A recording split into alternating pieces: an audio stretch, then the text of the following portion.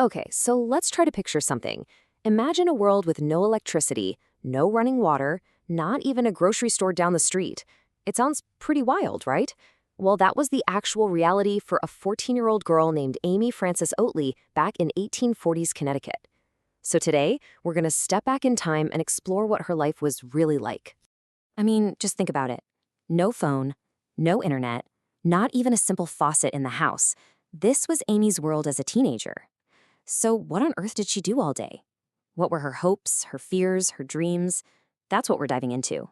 Amy's life in her small town of East Killingly, Connecticut, was really a world of powerful contrasts. And, the biggest one of all, it was probably her own father. Okay, so try to imagine the sounds in Amy's house. On one hand, you have the quiet, serious tone of Bible readings. Her dad was the local Baptist minister, a man of God. But on the other hand, you have the constant loud clang, clang, clang of hammers hitting stone, because he also owned the local granite quarry. Her entire world was this mix of deep faith and hard physical industry, literally happening side by side. And home was a very full house. We're talking several siblings all living under one roof. And for Amy, who was a middle daughter, her older sisters had just recently married and moved out.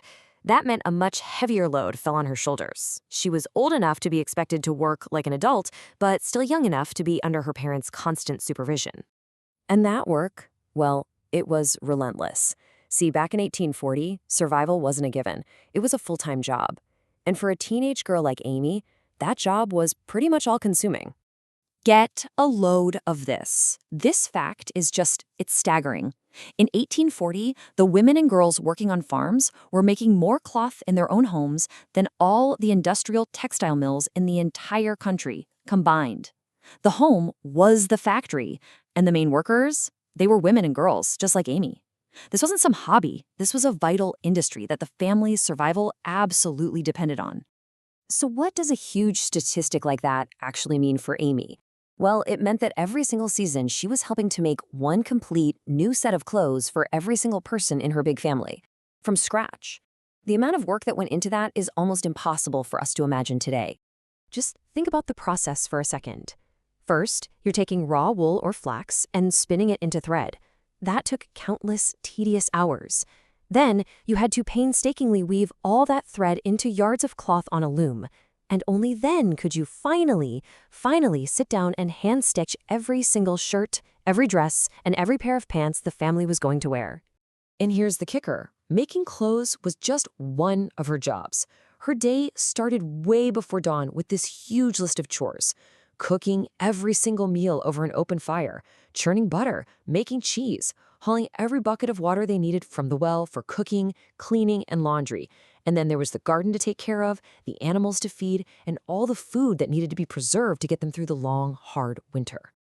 And her work didn't just stop at the farmhouse door. Oh no. When it was haying season, which was maybe the most critical time of the whole year for the farm, it was literally all hands, women and all.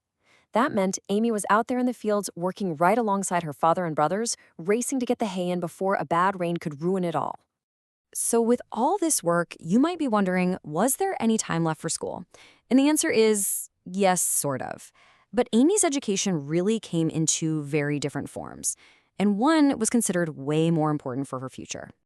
Whenever she could actually be spared from her chores, Amy would head to the local one-room schoolhouse. There, she'd learn the basics: reading, writing, and arithmetic. A lot of the learning was just pure memorization, and you'd often get called up to the front of the class to recite your lessons out loud for everyone. But her real education, the one that truly mattered for her life path, took place right at home. It was an apprenticeship, really, under her mother. She learned all these incredibly complex skills that would define her entire future: how to run a dairy, how to make clothes, how to preserve food, and how to produce absolute essentials like soap and candles. This wasn't just housework. This was her vocational training.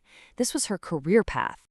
So, okay, we've got a life filled with work and practical education. What about friends? What about a social life?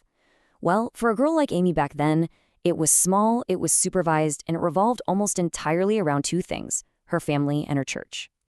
Sunday was it. That was the one day of the week Amy could get a break from all that physical labor. But it was so much more than that. It was her only real chance to see her friends, to catch up on what was going on in town, and just be part of the wider community. Church wasn't just a religious duty. It was the social event of the week. Yeah, her entire social life was basically built around the church. We're talking prayer meetings, church suppers, singing schools, quilting bees. These were the acceptable places for young people to hang out, and always, always under the watchful eye of the community elders. You could have fun, for sure, as long as it was good, clean Christian fun.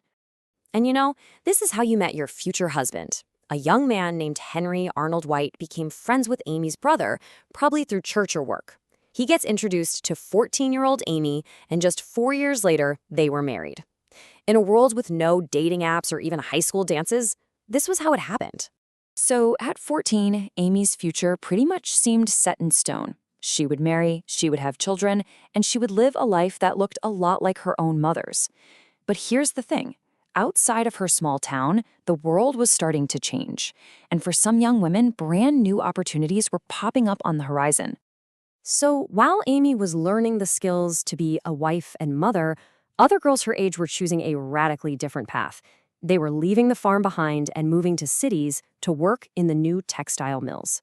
For the first time in history, these mill girls were living on their own, earning their own money, and becoming financially independent. And the money wasn't bad at all. If you look here, you can see a mill girl could make around $3.50 a week, a pretty good sum in those days.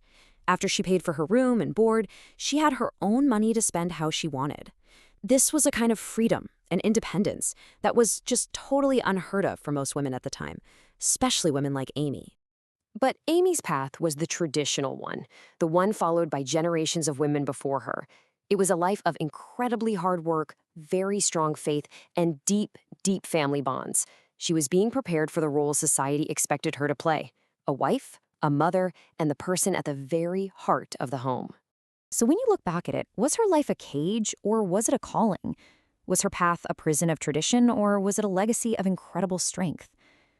That's a question for all of us to think about. But one thing is absolutely for sure. Without the foundational work of millions of women just like Amy Oatley, the world we all live in today would be a very, very different place.